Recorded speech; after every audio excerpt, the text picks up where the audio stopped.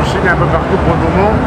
Et là, pour une fois, je suis de nouveau en Europe et on peut enfin attaquer quelque chose de sérieux ensemble. J'espère qu'il y aura beaucoup de monde qui va regarder l'émission et que ça va plaire à beaucoup de gens parce que ces gars, ils se cassent vraiment beaucoup la tête pour vous plaire à vous. Donc j'espère quand même que vous allez liker et vous allez continuer à les suivre. Ben voilà, j'ai fait top 5 à l'Arnold Classic à mon dernier concours. Et le prochain, je suis invité à l'Arnold Classic, donc c'est très bon signe. Prêt à être premier, on peut attaquer l'interview.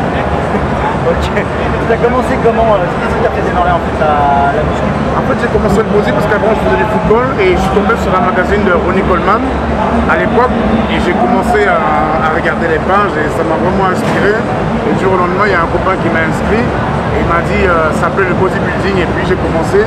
Et 3 mois après, j'ai fait mon premier concours parce que j'ai tellement aimé que j'adore la concurrence, j'adore concourir. Directement, j'ai fait mon premier concours teenager, c'est moins de 20 ans. J'avais 18 ans et demi, j'ai gagné et après j'ai continué jusqu'aujourd'hui. D'accord. Et justement, tu as commencé très tôt la compète, donc je suppose que mine de rien, tu as quand même eu un palmarès assez vite. Est-ce que tu peux nous en parler un petit peu? Wow. Il y a des concours, je ne m'en souviens plus, mais en fait, tout ce que je peux dire, c'est que j'ai souvent été premier. Quand j'étais jeune, maintenant ça va faire 15 ans que je concours. Dans mon premier concours teenager, moins de 20 ans, j'ai gagné. À 19 ans, j'ai gagné. À 20 ans aussi. À 20 ans, j'étais champion d'Europe. À 21 ans, j'étais champion du monde junior. Et après, je suis passé en masse, en senior. Et en senior, là, j'ai commencé vraiment à faire des bons classements. Donc, je passe plein de trucs jusqu'à mes 26 ans. Et à 26 ans, j'ai eu ma carte pro en gagnant le championnat du monde, toute catégorie en Allemagne. Il y avait tous les champions du monde qui étaient là, Thomas Scheu et tout le monde, et Sakan et tout ça, et le Polonais Roberto Petrovic. Moi, j'avais jamais gagné le championnat du monde en senior. Je suis arrivé, j'ai pris la première place et j'ai eu ma carte par les Américains. Alors justement, qu'est-ce que ça a changé avant d'aborder ton sponsor actuel? Qu'est-ce que ça a changé de passer pro? Pour ceux qui se posent la question. En fait, ça m'a changé d'abord, je peux faire tous les concours pro où il y a de l'argent, parce qu'avant c'était amateur, je ne gagnais pas d'argent. Et j'avais un sponsor, j'avais un petit sponsor à l'époque, j'avais que des compléments alimentaires. Et maintenant aujourd'hui j'ai des compléments alimentaires, des voyages payés et je suis payé tous les mois pour pouvoir faire réaliser mon rêve et pouvoir continuer. Comme les Américains disent American Dream. Donc quand tu penses à un truc et tu y donnes à fond et tu y crois, tu réussis. Donc pour le moment je vis le rêve. Donc mon travail c'est juste m'entraîner, manger et dormir minimum 12 heures par jour et recevoir mes sous et faire ma vie de tous les jours comme quelqu'un d'autre qui travaille. Parfois il y a des gens qui n'aiment pas le body, mais en fait à un moment on ne fait pas ça parce que voilà on veut être le plus énorme, on fait ça parce que ça rapporte aussi de l'argent. Donc à un milliardaire, on ne va pas pouvoir lui dire arrête de gagner de l'argent parce que tu as trop de sous. Donc il veut toujours plus, 1 euro c'est 1 euro de plus et de plus et de plus. Le bodybuilding c'est pareil, on veut être le meilleur et le meilleur, le meilleur. Oui, pour y avoir plus de muscles, pas seulement pour pas pour frimer à la rue, pour réussir et accomplir ce qu'on a voulu avoir et l'image qu'on a voulu avoir, aller jusqu'au bout et gagner bien sa vie un jour avec le bodybuilding. Donc pour l'instant, tu te consacres en fait à temps plein. C'est mon temps plein, c'est mon gagne-pain. D'accord. Est-ce que tu as une stratégie ou des plans d'avenir sur cette année ou sur même les 4-5 ans à venir? Est-ce que tu t'es projeté? Oui, pour les 4-5 ans à venir, j'imagine gagner vraiment, je suis vraiment motivé, je sais que j'ai vraiment tout pour réussir là-dedans. Avant, je ne faisais pas des bons placements parce qu'en fait, à un moment, j'ai travaillé plus trop quand je suis revenu en Europe. En fait, en Europe, on n'est pas motivé de la même manière que quand on est en Amérique. Les Américains, ils te disent que le rêve américain, il existe. Parce que chez nous, un mec, on va parler comme ça, un mec qui reste un clochard va rester clochard toute sa vie. En Europe, il va rester toute sa vie. En Amérique, un clochard va devenir milliardaire demain, tout est réalisable. Obama, c'est un black qui a réussi à devenir président. Bon, je ne dis pas ça pour les trucs, mais c'est juste pour dire qu'en Amérique, tout est vraiment possible.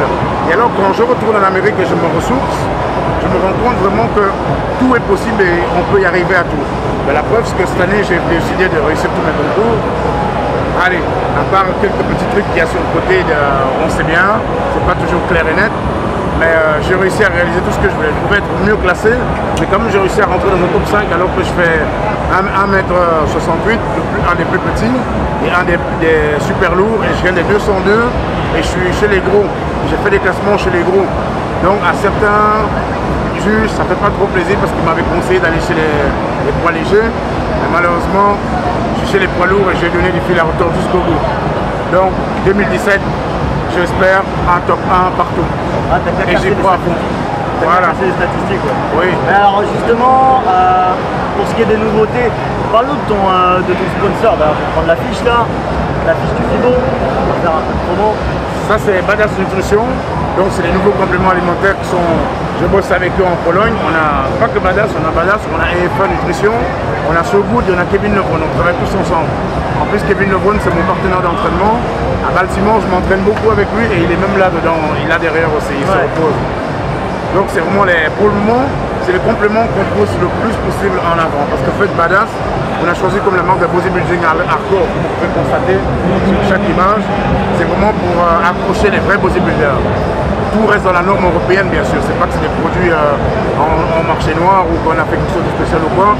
Et il faut aussi que les gens ils commencent à être un peu plus réveillés chez nous en Europe, parce que chez nous en Europe, on pense toujours que mes parents ils viennent enfin d'être réveillés après autant d'années qu'ils croyaient que tout ce qui était protéines et tout ça, tout ce qui avait assez milleux, c'était des produits de poids et c'était des produits dangereux pour la santé. Aujourd'hui, ma petite soeur, malheureusement, elle est anémique, on lui conseille, son docteur, de boire des protéines alimentaires pour nous les bodybuilders. Donc, il n'y a vraiment rien de si mauvais.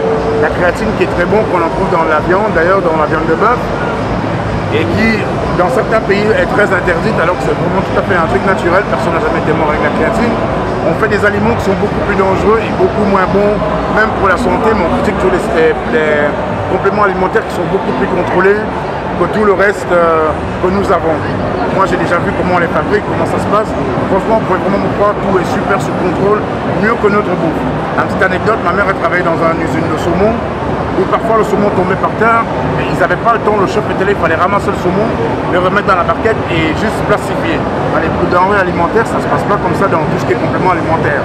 C'est les gants, c'est les yeux, c'est tout est masqué et il n'y a pas moyen d'avoir une micro-bactérie. Ça, c'est pas possible. Ça, c'est les trucs les plus contrôlés au monde. Après vient la bouffe des aliments. Alors justement, parlons de bouffe. Toi, en gros, qu'est-ce que tu manges, en quelle quantité, c'est quoi? Parce que bon, les gens, tu sais comment ils sont. Ils voient des résultats, les gens ils aimeraient soit avoir les mêmes, soit s'en inspirer. Alors une diète c'est personnel, mais est-ce que tu as des petits conseils à donner à ceux qui nous regardent? En fait, moi déjà j'ai ma ligne de compléments alimentaires qui est Badass. C'est vraiment bien pour quelqu'un qui débute ou quoi, mais en fait moi personnellement je prends pas beaucoup de compléments alimentaires, je travaille beaucoup plus avec la vraie bouffe. Parce que moi je travaille avec l'un des meilleurs au monde, c'est Georges Farah, tout le monde le sait déjà. Et lui il conseille tous ses athlètes, même Dexter Jackson qui n'aimait pas manger 6 fois par jour. Aujourd'hui il mange 6 fois par jour, la preuve c'est qu'à 48 ans le gars il fait encore des top 2 et top 3 Olympia et il est parti même pour ses 60 ans encore. Parce que la vraie bouffe c'est maternel, on a commencé avec ça, donc moi je conseillerais viande, œufs, poisson. Donc ça c'est mes repas typiques tous les jours, minimum c'est 5 fois par jour, donc et bien faire c'est 6 fois par jour. Et un shake c'est vraiment bien pour après l'entraînement, pour tout ce qui est recovery et tout ça, avec des acides aminés. Sinon, si on peut travailler vraiment avec la vraie bouffe, vous pouvez regarder dans tous les sites internet avec tous les grands patrons des marques de protéines qui sont eux-mêmes athlètes. S'ils sont vraiment honnêtes et clairs, ils vont vous dire travailler avec la vraie bouffe. Moi il y a quelques années en arrière, je buvais que des protéines. Vous pouvez aller visiter mon physique de là et mon physique de maintenant, comment ça n'a plus rien à voir. Il y a 1 mois en arrière, il y a 5 mois en arrière, je buvais encore 2-3 shakes par entraînement. Et cette année, j'ai métamorphosé tout mon corps en travaillant différemment avec que des vrais repas de Georges Farah. D'ailleurs que j'ai dit merci. Et niveau training alors? Entraînement, moi j'ai créé mon entraînement spécial avec un pote de France qui s'appelle Serge Dessel. En fait, nous, on est spécialisé dans les séries de 30 en fait. Et en faisant nos séries de 30, c'est vraiment pour aller brûler le muscle le plus loin possible. Parce que lui, Serge Dessel, c'est vraiment un grand expert dans tout ce qui est exercice. C'est pour ça que je travaille avec lui en tant que pro. Si les autres pouvaient prendre exemple et travailler avec lui, franchement, pour une fois qu'on a un mec bien en Europe, il faudrait vraiment profiter de ses qualités et de ses connaissances pour pouvoir aller beaucoup plus loin. D'ailleurs, mon physique s'est affûté beaucoup mieux. Et on sait qu'on peut encore faire beaucoup mieux pour la prochaine fois. On n'a pas de stop avec lui. Il me pousse toujours aussi beaucoup plus loin avec tout ce qui est entraînement parce que le gars il se connaît vraiment bien. D'accord. Et ton exercice préféré, on va faire un peu de vie. Mon exercice préféré, ça se voit, c'est les pecs. Développé couché, je suis une bête, j'adore trop le développé couché. Où je fais des séries de. Avec Serge, il m'a déjà fait 100 kg développé couché. On a fait 30 fois 10 fois 30 avec 100 kg.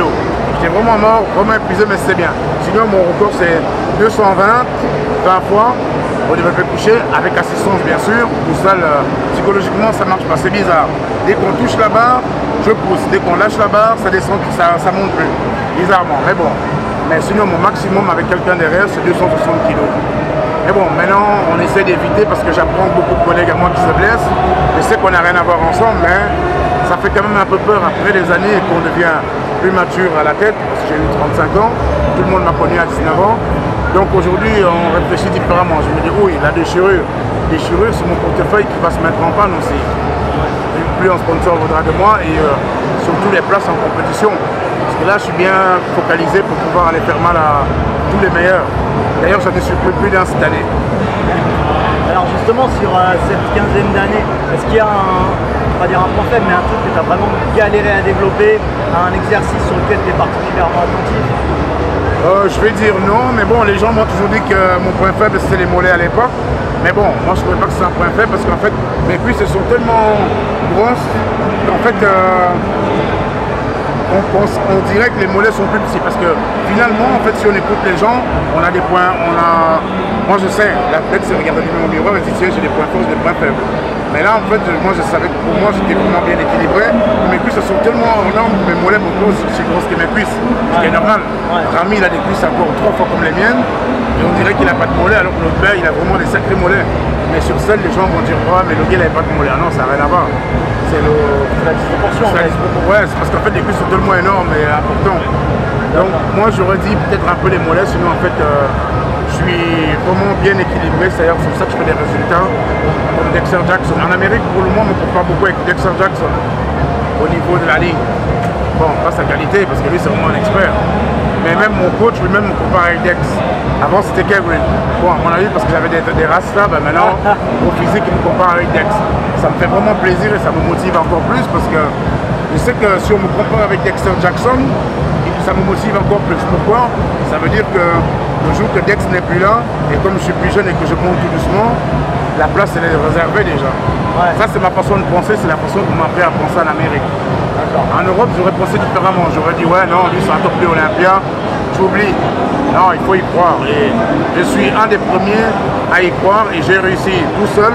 Jamais d'aide de personne, jamais personne ne m'a donné un euro, jamais personne ne m'a aidé, jamais j'ai écouté les critiques des gens. D'ailleurs, je ne traîne pas avec des bodybuilders. Je fais mon truc, je crois en moi, je ne me la pète pas bien sûr. Je crois en moi, je suis focalisé, je traîne tout seul avec ma copine. J'y vais et boum. Et le grand boom n'est pas encore fini, on continue jusqu'au bout. Ça, c'est ma motivation et ma façon de voir les choses. Si tout le monde veut y arriver un jour et voir les choses comme ça, je pense que tout le monde peut arriver à ce sport parce que c'est un sport qu'on a vraiment besoin de se concentrer et de croire en soi. Si on dit oh là là le voisin est trop bien, moi je suis mieux que le voisin, en fait on a perdu 5 ans, on perd son temps. Je vois tous les gars qui ont commencé en même temps que moi. Malheureusement aujourd'hui il n'y a aucun qui a réussi. Pourquoi? Parce que je suis meilleur que toi, j'ai les plus gros pecs, j'ai les plus gros bras. Mais moi j'ai fait la tortue. Je me suis mis dans ma carapace, j'ai fait mon truc, parfois je suis juste sorti pour chercher à manger, je me suis mis dans la carapace et aujourd'hui je suis là et c'est pas fini, c'est le début. Ouais. Alors je vais un peu enchaîner et terminer là-dessus. Quand on débute, c'est un peu difficile parfois de trouver l'info et surtout la bonne info. Il y a plein de sources qui se contredisent parfois. Pour ceux à qui ton discours il plaît, comment est-ce qu'ils pourraient te suivre un peu plus intensément sur tes conseils, tes publications, ton actu? Est-ce que tu as des réseaux sociaux, Instagram, Facebook, j'en sais rien? Oui, ben voilà, en fait ça c'est vrai que quand j'entends les gens, si moi je te dis maintenant tu vas faire ça, manger comme ça et faire ça, un autre va dire ah non, moi je suis mieux, moi je fais comme ça. Donc toi t'es mieux que le gars qui a dit moi je suis mieux. Et qu'est-ce que tu vas faire? Tu vas mélanger mon programme avec le sien, et l'autre va encore te dire la même chose. Les bodybuilders, surtout en amateur, n'ont jamais le même accord. Tu peux prendre 10 personnes amateurs et 10 personnes et leur poser la même question, qu'est-ce que tu en penses? Il y aura 10 réponses différentes, malheureusement. Chez les pros, on travaille tous pareil, tous de la même manière, donc ça restera pareil. Donc j'ai des réseaux, déjà, si on peut bosser ensemble, on sera certainement et on travaillera ensemble. Et puis j'ai mon Facebook et j'ai mon Instagram aussi. Bon, c'est mieux d'avoir un réseau où je peux travailler, partager mes trucs avec des gens comme vous et vous pouvez publier plus facilement parce qu'en fait j'ai pas souvent le temps. Ouais, à la limite, même si tu n'ajoutes pas en ami, ils peuvent au moins te suivre sur ton Facebook. Ah, ça c'est sûr, oui, ils peuvent me suivre tout le temps et poser des questions. Ouais, voilà. Ok, bah on mettra le lien. En tout cas, merci beaucoup. Merci beaucoup à vous. De ton temps, gros. Ok.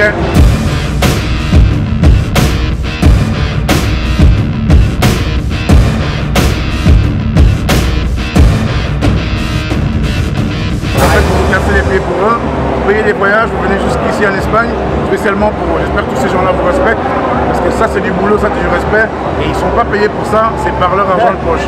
Sachez-le bien. Allez, au revoir.